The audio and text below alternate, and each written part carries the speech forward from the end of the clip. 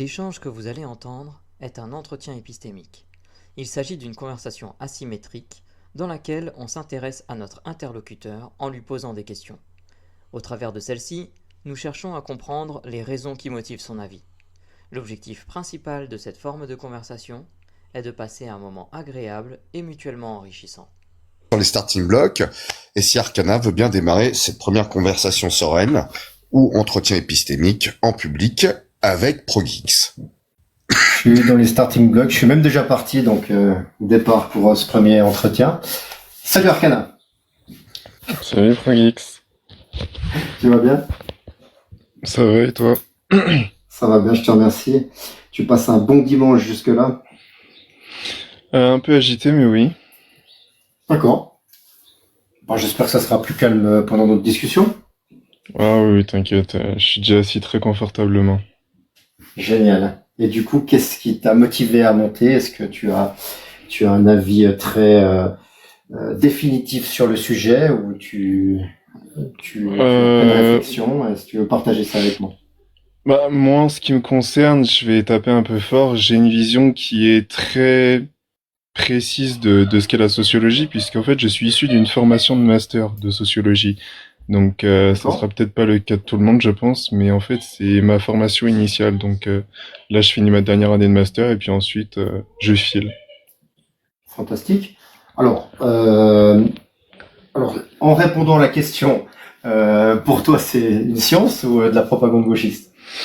Alors, c'est en général ça le genre de truc qu'on apprend dans les premières années de licence, c'est qu'en fait, on se rend compte que d'une manière générale, les sciences molles ont toujours énormément de difficultés à se faire légitimer comme science, pour la simple et bonne raison que l'objet d'étude, en fait, comporte énormément de variables. Ça n'a rien à voir avec de la physique où on sait que les expériences sont parfaitement reproductibles et que quand on met dans des mêmes conditions et dans des mêmes circonstances, je sais pas, moi, un jeu de force ou un jeu de particules et qu'on met toujours la même quantité, on obtient toujours le même résultat. Par contre, pour le problème des sciences molles, telles que la psychologie, la sociologie ou même l'anthropologie, on a affaire à de l'humain. Et l'humain est un poil plus compliqué que justement des simples trucs scientifiques. Donc, on est dans des sciences dites émergentes, c'est-à-dire qu'en fait, on se rend compte que 1 plus 1 est égal 3. Il y a toujours un petit truc qu'on voit pas et qui en fait est à débloquer. Et pour essayer de débloquer ce truc-là, il faut toujours réussir à trouver la bonne méthode. Sauf qu'en fait, cette méthode-là, on ne l'a pas toujours. Donc, on a toujours des bribes, on a des idées, on a un petit peu des structures ou des systèmes qui nous permettent de savoir comment on peut étudier la chose.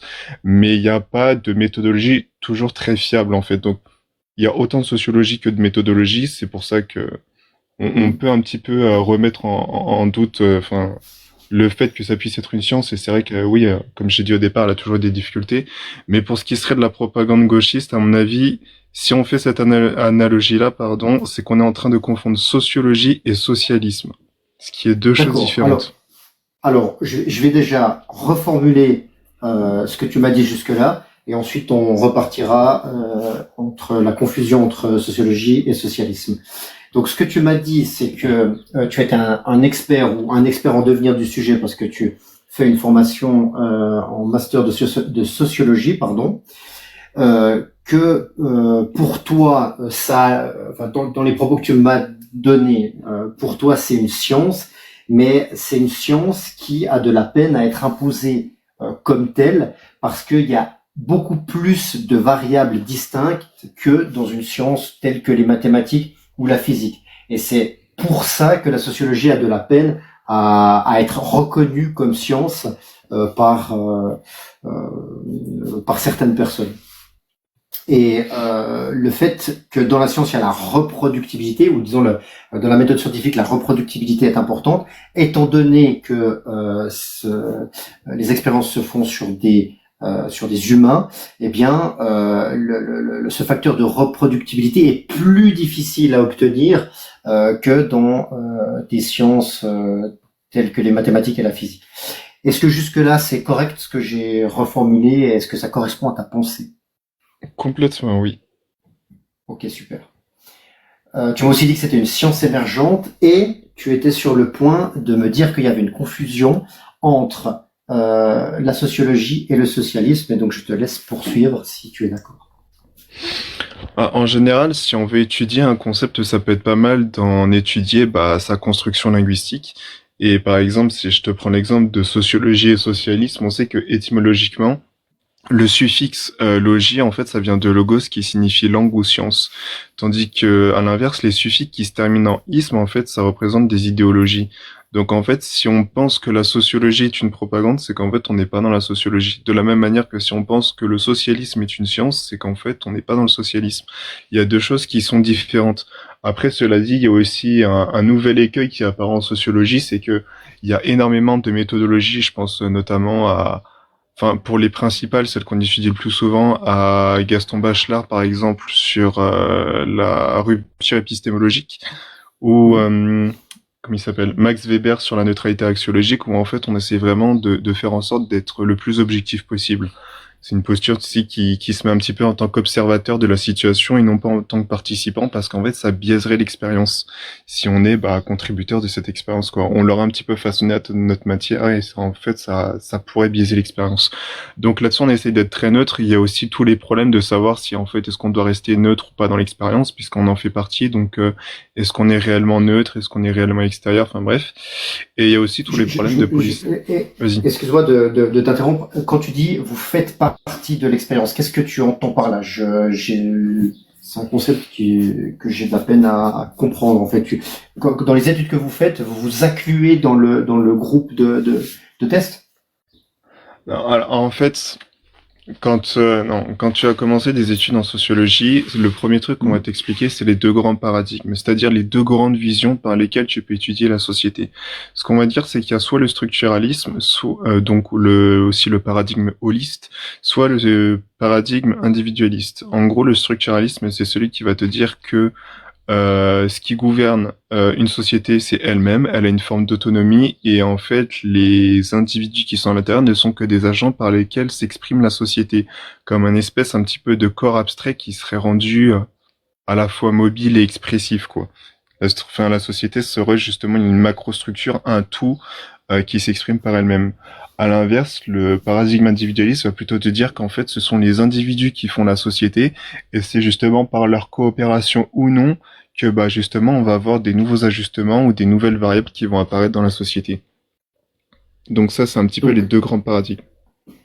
Ok, pour être sûr que je comprenne bien, tu as une théorie qui dit que la société est existante et qu'elle structure les individus, et le deuxième paradigme, c'est les individus, les relations entre les individus qui structurent la société. Donc ça, est-ce qu'on peut dire, je sais pas si mon analogie est correcte, tu me reprends si c'est pas le cas, c'est un peu l'histoire de l'œuf ou de la poule qui arrive en premier. Est-ce qu'on peut le vulgariser comme ça? Il y a cette histoire-là, oui. C'est-à-dire que toute la sociologie s'est construite sur cette grande dialectique, entre guillemets, où vraiment, est-ce que c'est les individus qui font la société, ou est-ce que c'est la société qui fait les individus indépendamment de leur volonté? Mm-hmm. Et je te remercie pour cette précision, vu que je suis absolument un novice là-dedans, donc ça me permet de mieux comprendre.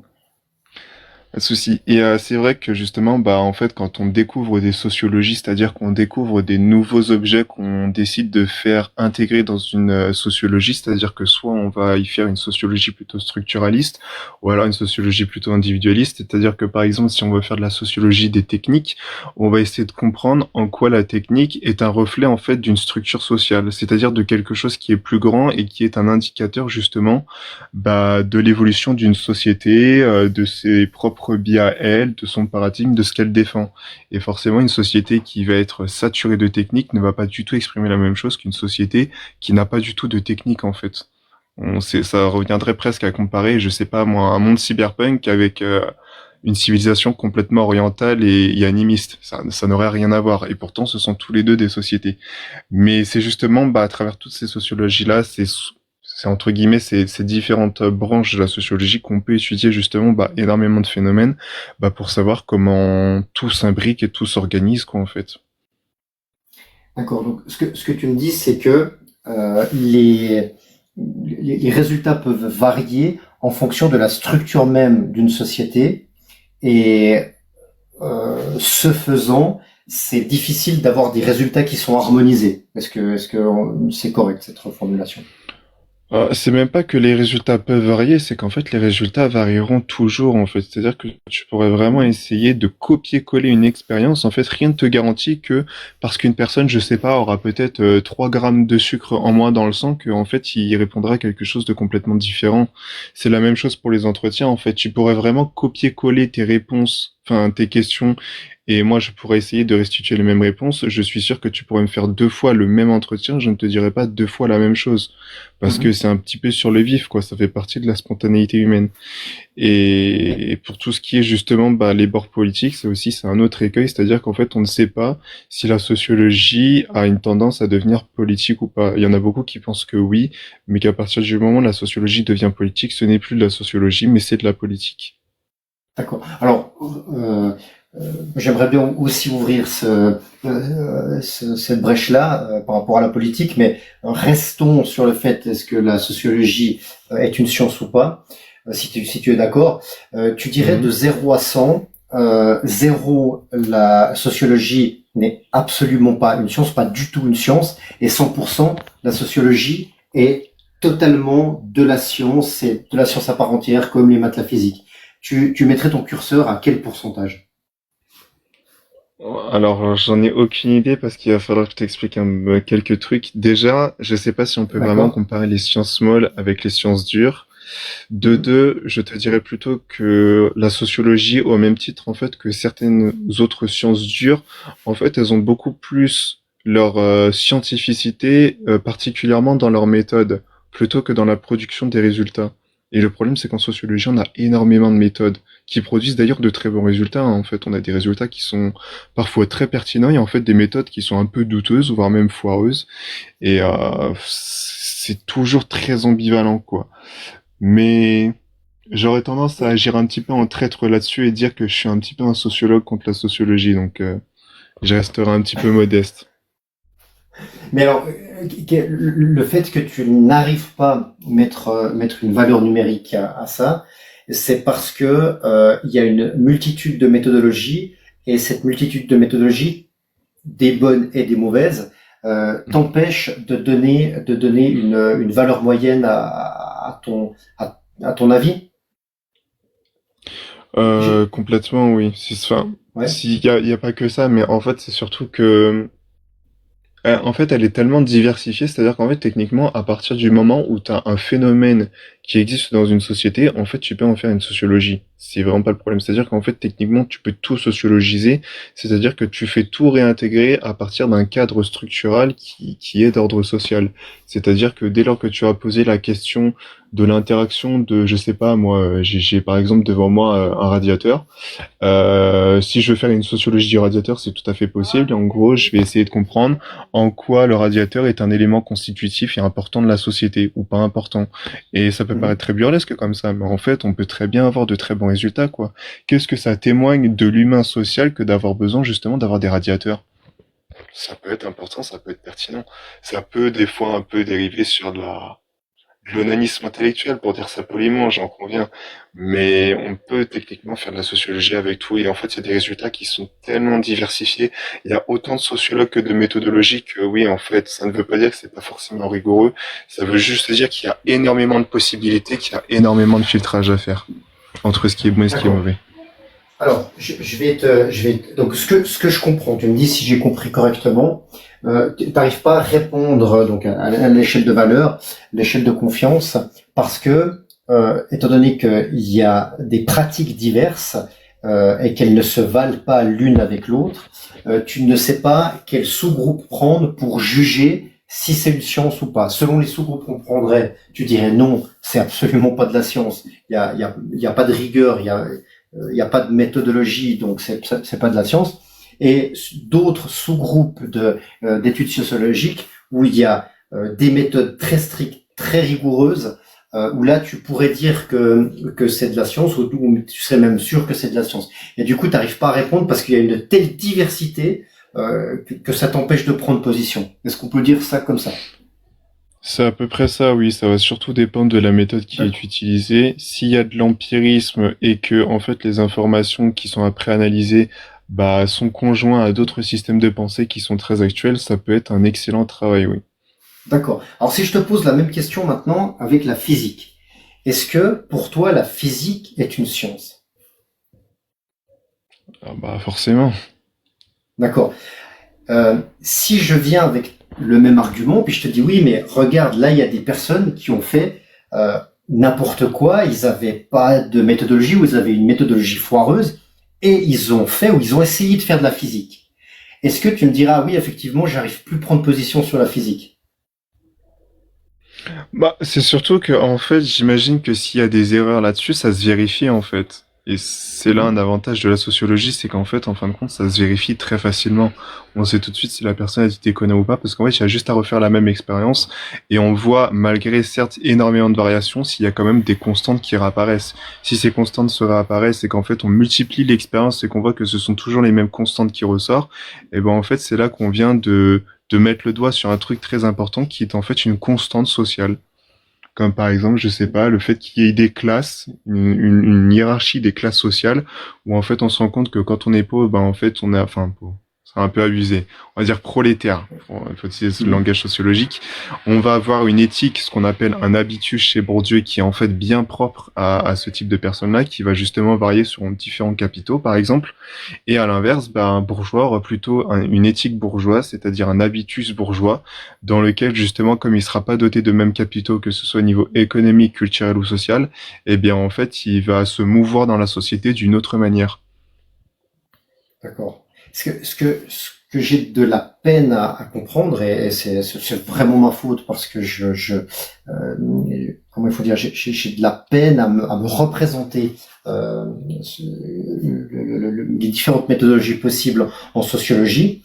Mais pourquoi en sociologie, en ayant isolé les différentes variables confondantes, je crois, hein, qu'on appelle, je comprends, tu m'as bien expliqué ça, que c'est beaucoup plus complexe. Mais dès le moment où on a réussi à éliminer les variables confondantes, qu'on fait ça sur un groupe d'une même société ou d'un même profil sociologique, je sais pas comment le définir exactement, pourquoi est-ce qu'on n'arriverait pas à avoir de la reproductibilité possible et donc, même si c'est beaucoup plus difficile qu'en physique, arriver à avoir cette reproductibilité. Je sais pas si tu comprends ma question, elle est peut-être Alors, mal posée. oui, oui. Alors, peut-être, c'est vrai, il y a peut-être une petite précision que je dois faire, c'est qu'en fait, il y a une sorte de distinction à faire entre reproductibilité et il y a à mettre en parallèle aussi avec la certitude, en fait. C'est-à-dire que, oui, effectivement, on peut reproduire une expérience pour avoir, entre guillemets, les mêmes, comment dire, les mêmes possibilités. Mais ça ne veut pas dire, en fait, qu'il y a quelque chose d'absolument, certain. Il y a toujours de l'incertitude en fait dans les résultats des expériences. C'est-à-dire que par exemple, on est à peu près tous d'accord pour dire que on a été éduqué par une famille et que cette famille-là nous a appris, je sais pas, à ne pas pisser sur les trottoirs. Ça ne veut pas dire en fait qu'il y a personne qui pisse sur les trottoirs. Ça veut juste dire que sur un niveau de déterminisme global, les gens en général ne pissent pas sur les trottoirs. Ok, C'est ce que d'accord. ça fait Donc, partie d'une constante.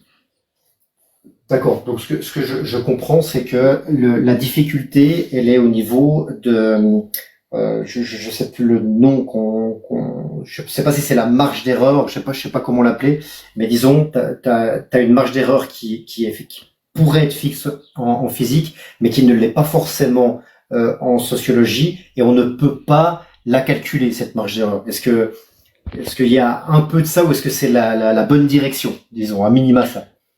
Disons que oui, en fait, il y a en fait une marge d'incertitude qui est fondamentale. C'est-à-dire que là, je t'ai repris l'exemple de, par exemple, des gens qui urinent dehors, qu'en général, c'est très peu probable, mais rien ne t'empêche d'aller dehors, de baisser ton pantalon et de pisser sur le goudron, en fait. Il y a absolument rien qui t'en empêche. Le seul truc qui t'en empêche, c'est les règles sociales, concrètement. Et en fait, c'est ça qu'on va surtout évaluer, c'est justement aussi des normes, plutôt des schèmes de probabilité. C'est pour ça qu'en fait, votre méthodologie en épistémologie, enfin, en entretien épistémique, elle est très correcte parce qu'on se rend compte que justement le 100% est quasi impossible, mais le 0% aussi en fait. Et il s'agit justement de mettre la graduation sur une forme de déterminisme, c'est-à-dire à quel point on est déterminé par, je sais pas moi, notre famille, l'école, le travail professionnel, notre habitation, énormément de choses quoi.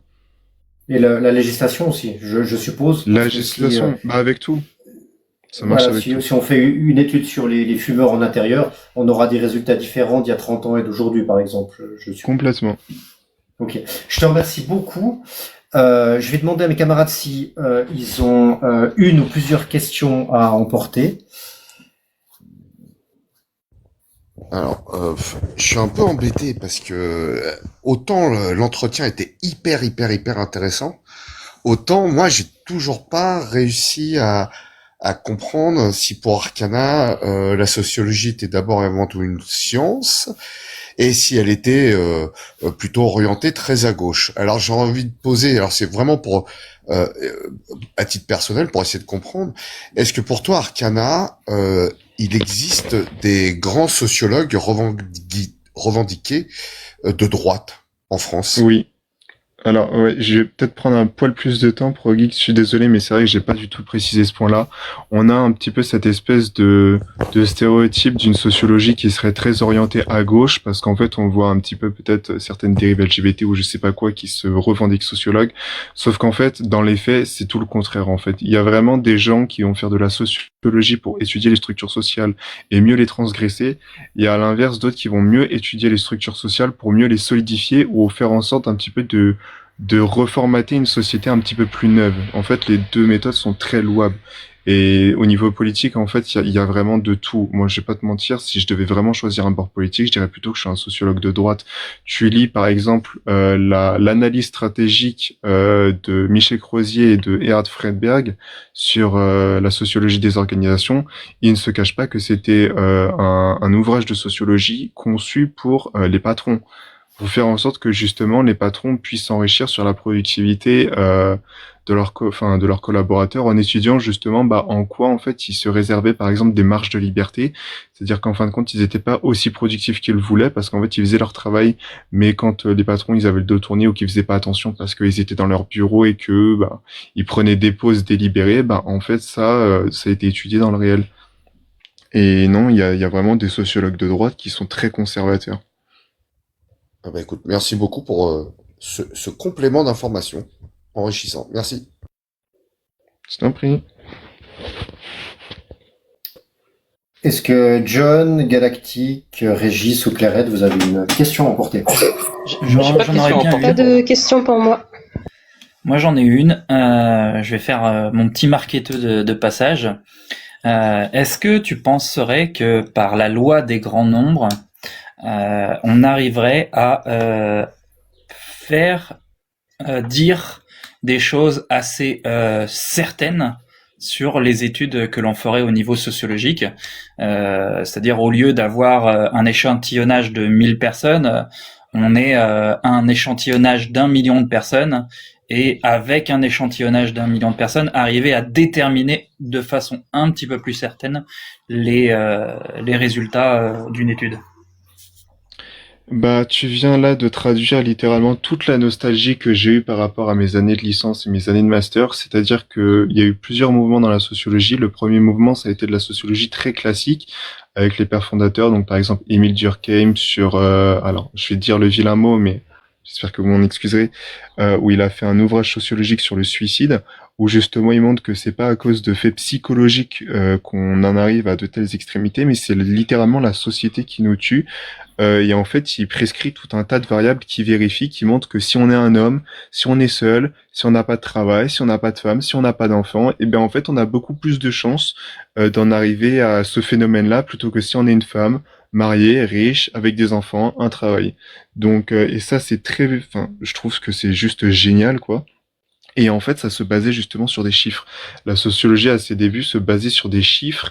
Et aujourd'hui, on a pris un tournant qui est très qualitatif. C'est-à-dire qu'aujourd'hui, pour faire de la sociologie, il suffit de faire un entretien avec une personne. Enfin, peut-être pas une personne quand même, mais un échantillon qui est très réduit en fin de compte. C'est-à-dire presque une dizaine ou une quinzaine d'entretiens.